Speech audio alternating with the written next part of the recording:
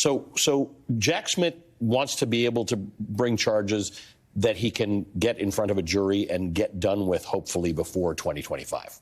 Yeah, I mean, what I would say is, and again, it's an important distinction that you raised at the outset, the special counsel has, I suspect, far more evidence available to him and to the grand jury than we had when we were prosecuting the impeachment a year and a half ago. Of course, that was the case with respect to the Select Committee on January 6th as well. Much of the evidence that they were able to glean for the American people at a granular level in terms of the events of January 6th and the president's misconduct with respect to provoking the events of that day, we didn't have access to.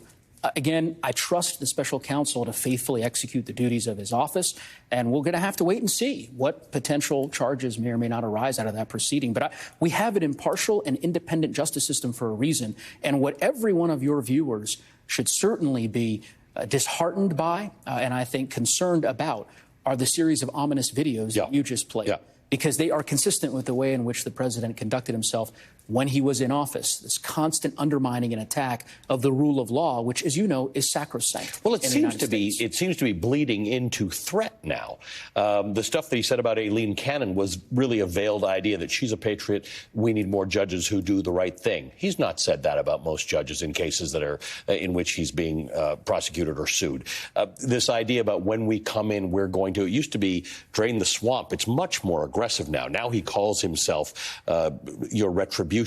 There's sort of an ugliness around this that we see a little bit of in the House now with the Weaponization Committee. There's this idea that the power of the government could be brought to bear against those who are his opponents or critics. Yeah, and look, that is a direct byproduct of the stranglehold that former President Trump continues to have on the Republican Party writ large. His shadow looms large within the House Republican caucus. The extremists have unfortunately taken power. And you see this every week with these incoherent hearings that they have continued to conduct at the taxpayers' expense. You see it in the policies that they are pursuing to restrict freedoms, undermine voting rights, and of course, to say nothing of their work to try to undermine the economic progress that our country has made in the last few years under President Biden and congressional Democrats' leadership. So, yes, it's deeply concerning, and ominous is probably the best word that I could use to describe. But you can, if you can get inside Donald Trump's head, which we can't, but it's different, right? We understand why he does this, and people like Ruth Ben-Ghiat write books about why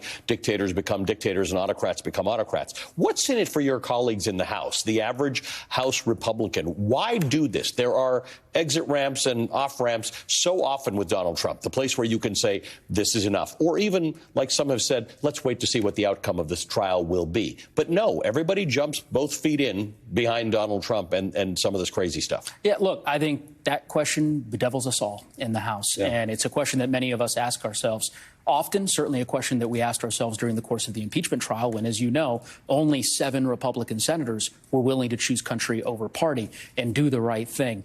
And I don't have a good answer for you. That's a question that I think we have to pose to Republican members of Congress. And by the way, other Republicans of good faith who had to tell them to take back their party and, you know, to sort of prevent it from